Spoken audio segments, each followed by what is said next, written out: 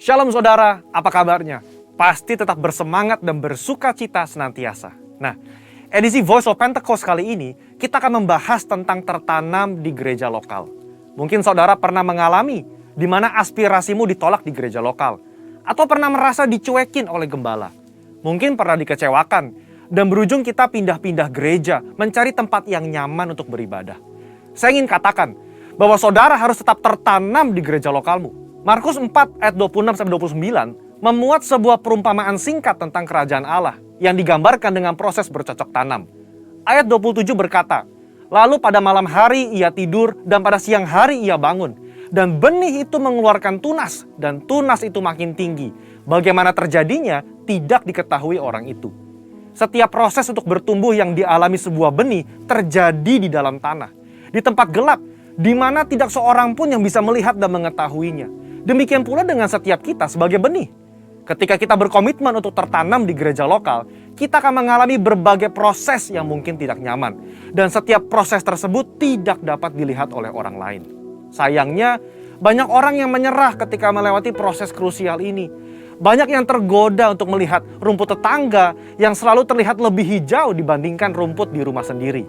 Ingat, yang terlihat oleh mata kita hanyalah hasil akhirnya yang sudah tampak baik.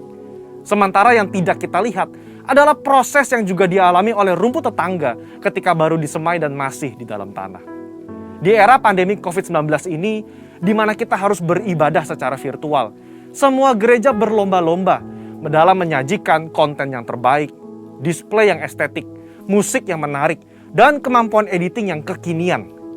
Dalam sebuah survei yang dilakukan oleh Barna Research pada bulan Juli 2020, mengenai kehadiran jemaat lintas generasi dalam ibadah virtual di masa pandemi, 40% dari generasi baby boomer memutuskan untuk tetap tertanam di gereja lokal, 31% dari generasi X, dan hanya 30% dari generasi milenial yang tertanam di gereja.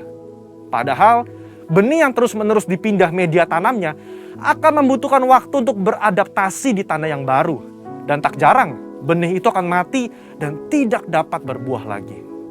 Yohanes 15 ayat 2 menuliskan, "Setiap ranting padaku yang tidak berbuah dipotongnya, dan setiap ranting yang berbuah dibersihkannya, supaya ia lebih banyak berbuah."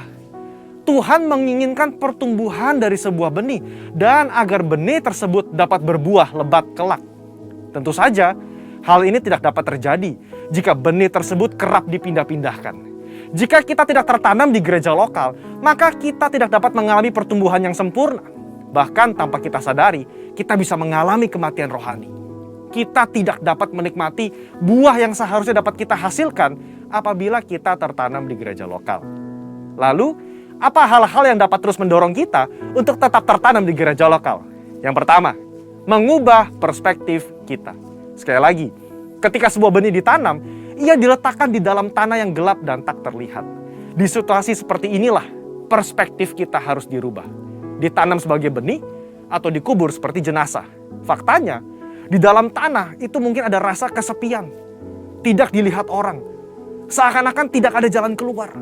Saudara, kita bukan sedang dikubur, melainkan kita sedang ditanam. Jika kita berpikir bahwa kita sudah dikubur, maka tidak ada lagi pertumbuhan yang dapat kita alami.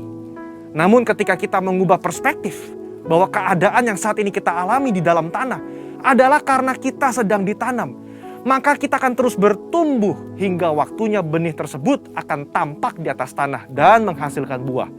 Saudara sedang ditanam dan bukan dikubur. Kedua, jalani proses. Proses adalah bagian terpenting dari perjalanan hidup setiap manusia, di mana manusia dibentuk lewat hal-hal yang sulit agar menjadi semakin baik dan semakin kuat di kemudian hari. Alkitab berulang-ulang menggambarkan hidup manusia bagaikan tanah liat di tangan tukang periuk. Sebelum menjadi bejana, maka tanah liat harus melalui proses diremukan, ditekan, bahkan dimasukkan ke dalam tungku untuk dibakar sebelum bejana tersebut jadi sempurna. Tidak ada seorang pun yang luput dari proses. Ingat, proses inilah yang menentukan seberapa kuat akar yang akan kita hasilkan untuk menyokong seluruh pertumbuhan kita nantinya. Oleh sebab itu, mengalami berbagai proses di gereja lokal adalah hal yang wajar agar kita sebagai benih dapat memiliki akar yang kuat. Dalam proses itulah Tuhan sedang membentuk karakter kita agar semakin serupa dengan Kristus. Yang ketiga, berhenti membanding-bandingkan. Kita tahu cerita tentang Lea yang selalu merasa tidak dicintai oleh suaminya Yakub. Karena Yakub lebih cinta kepada Rahel, istri keduanya. Pada saat itu, Lea melahirkan 3 anak laki-laki bagi Yakub, sementara Rahel mandul. Lea yang terus-menerus membandingkan cinta dari Yakub kepada Rahel merasa sedih, tertekan, kesepian, sampai ia mencurahkan perasaannya lewat arti nama yang diberikan ketiga anaknya. Kalau Lea terus-menerus membandingkan dirinya dengan Rahel, ia tidak dapat melihat berkat yang diberikan Allah kepadanya, yaitu anak-anak yang dikaruniai. Sama seperti kisah Lea, ketika kita sibuk membanding-bandingkan, kita tidak bisa melihat berkat yang telah Allah sediakan. Dalam konteks ini, ketika kita terus membanding-bandingkan gereja lokal kita, pemimpin kita, rekan sepelayanan kita dengan gereja orang lain, kita tidak dapat melihat berkat dan tujuan yang telah Allah tetapkan ketika Ia menempatkan kita di gereja lokal kita saat ini. Keputusan yang paling tepat bagi sebuah benih adalah untuk tetap tertanam di mana ia ditempatkan. Sebagai benih yang ditanam di gereja lokal, mari ubah perspektif kita bahwa kita sedang ditanam dan bukan dikubur. Jalani proses dengan ucapan syukur dan berhenti membanding-bandingkan. Maka pada waktunya kita akan bertumbuh dan berbuah lebat, sehingga buah tersebut dapat kita nikmati dan juga dinikmati oleh orang lain. Untuk penjelasan lebih lengkapnya dari tim teologi kami, silakan buka link yang ada di atas atau scan QR Code yang tersedia. Salam integritas, Tuhan Yesus memberkati.